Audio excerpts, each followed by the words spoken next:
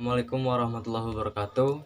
Saya Dwi Rahman Putra dari jurusan Pemikiran Politik Islam semester 3 dengan NPM 1931040122 ingin mempresentasikan tentang kesetaraan gender di surat An-Nahl ayat 97 yang artinya, barang siapa yang mengerjakan amal soleh laki maupun perempuan dalam keadaan beriman, maka sesungguhnya akan kami berikan kepada kehidupan yang baik dan sesungguhnya kami beri balasan kepada mereka dengan pahala yang lebih baik daripada yang mereka telah kerjakan. 21 April biasanya kaum perempuan Indonesia memperingati R.A. Kartini pada penjajahan Belanda. Kartini nilai memperjuangkan agar perempuan memperbolehkan berpendidikan sebagaimana laki-laki, karena Kartini dinobatkan sebagai salah satu pahlawan suatu kesetaraan gender. Agar ide kesetaraan gender ini diterima kaum muslimin, maka Feminisme memberi stempel bahwa ide kesetaraan gender tidak bertentangan dengan Islam. Dengan mencermati secara rinci dan mendalam terhadap seluruh Al-Quran, maka terdapat yang berkaitan hak dan kewajiban yang berkuasa untuk perempuan dan laki-laki. Pada bagaimana yang lain saja tentu dan banyak kesamaan dan perbedaan dalam sejumlah hak dan kewajiban di antara laki-laki perempuan, bukan didasarkan pada tidak adanya spek kesetaraan, karena Islam hanya memandang masyarakat secara utuh, baik laki-laki ataupun perempuan, dengan menganggap sebagai suatu komunitas manusia, bukan komunitas laki-laki saja atau komunitas perempuan saja.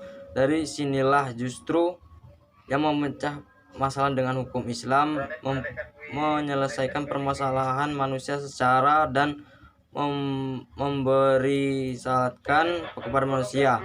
Dalam Islam, kedudukan laki-laki perempuan sederajat, bukan setara. Hak dan kewajiban antara laki-laki dan perempuan tidak ada yang lebih mulia kecuali karena ketakwanya. Firman Allah Quran Surat Al-Hujurat ayat 9 ayat 1 yang artinya, sesungguhnya orang yang paling mulia kalian di sisi Allah ialah orang yang paling bertakwa di antara kalian.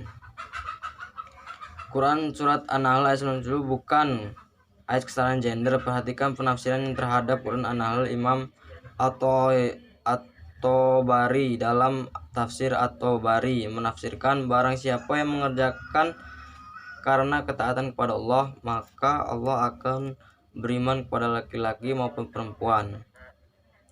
Allah benar-benar mengerjakan melaksanakan, Allah meninggalkannya. Sementara laki-laki saum, puasa, haji, berdakwah, mendidikan putra-putrinya.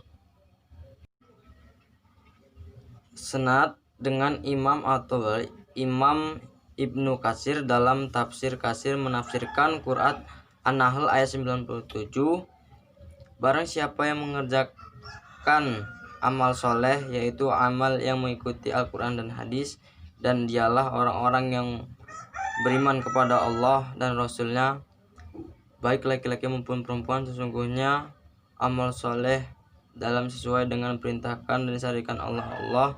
Dengan demikian jelas mencakup semua amal yang sesuai diperintahkan dan disyariatkan oleh Allah.